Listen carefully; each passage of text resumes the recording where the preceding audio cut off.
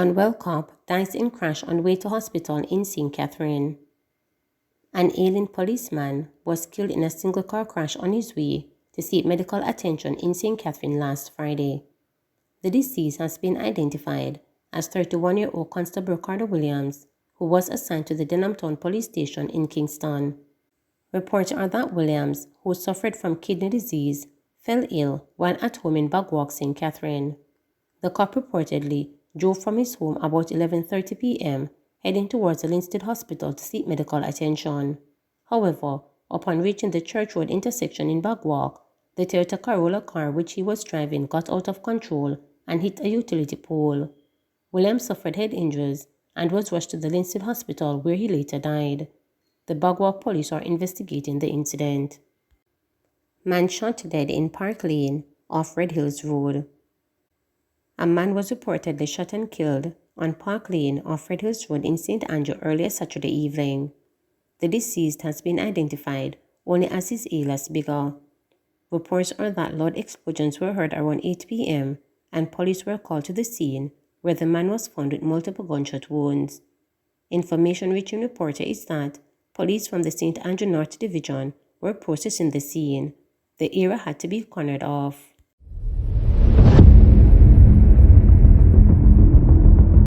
St. Catherine woman denies beating Washbelly son before his suspected suicide. Judith McLean, mother of 9-year-old Tariq Bennett, who allegedly committed suicide on Friday, has denied claims on social media that the child took his life after being beaten by her. The distressed 49-year-old Higler from the Zambia community in Central Village, St. Catherine, told reporters that her son was a gift from God. She said under no circumstances would she have contemplated harming her washbelly, a term typically used locally to a woman's youngest child.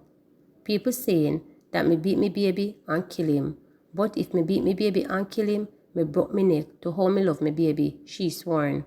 Me alone and God grow him, and from me come now and take advantage of him? No, sir. She added, and me joy, the baby look on me and say, Mommy, me I go come and take care of you. So who wouldn't love him?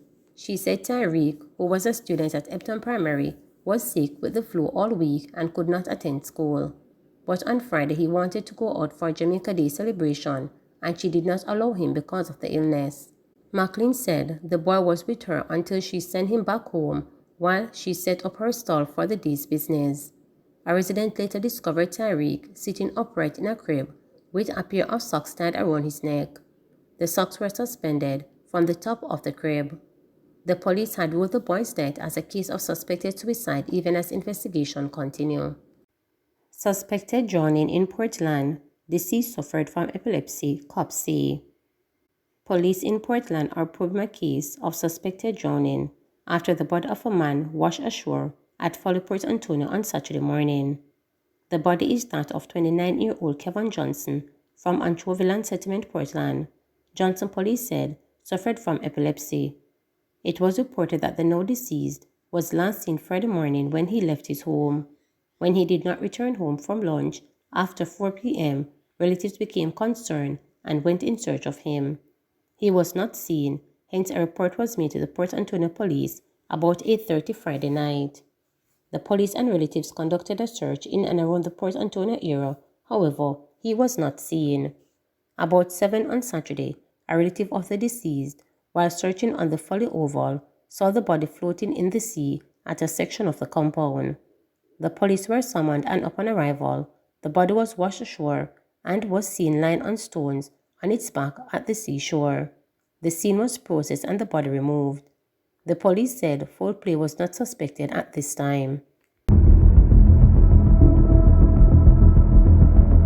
Frankfield Primary in Clarendon mourns passing of grade 2 teacher. The Frankfield Primary and Infant School in Northern Clarendon is in mourning over the passing of the grade 2 teacher, Tamika Jones Clark. The educator died on Friday after ailing for some time.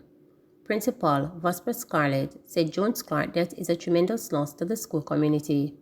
He said the late educator, who taught at the institution for 15 years, was reserved but hardworking and was someone who would go the extra mile to ensure that her work was well done. She interacted well with staff and participated in almost every activity at the school that we would ask her to participate in. She was one of the instrumental persons at the school at the Good News Club, he noted. Director for the Education Ministry's Region 7, in which Clarendon falls, Barrington Richardson, said Jones Clark gave dedicated service to education and nation building. She has left a void in the hearts of her students and colleagues, he said. The senior ministry officer said a trauma team will visit the school on Monday to provide psychological support and grief counseling to staff and students. Richardson said the woman's family will also be supported. $700,000 bail for a gas station manager accused of fraud. Bail in the sum of $700,000 with surety was granted to the St. Catherine gas station office manager accused of fraud. Sasha Gay Lee is charged with larceny as a servant. In applying for bail, her attorney, Tamika Edmond, told the court that Lee is pregnant and she has a steady place of abode and that she will adhere to her bail conditions. Sheena Parish Court Judge Desiree Ellen has initially granted $1 million bail with 3 sureties, but Edmond said the accused could not manage the sum. The offer was then reduced by $300,000. The matter will again be mentioned in the St. Catherine Parish Court on April 21. Allegations are that between November 1, 2022 and February 28, 2023, the accused defrauded Barrett's service station in Spanish Town, St. Catherine out of $2.5 million. The alleged fraud was revealed when the owner could not pay his bills for stays at the gas station. An accountant conducted an audit and the missing sum was identified. Following an investigation, Lee was arrested and later charged.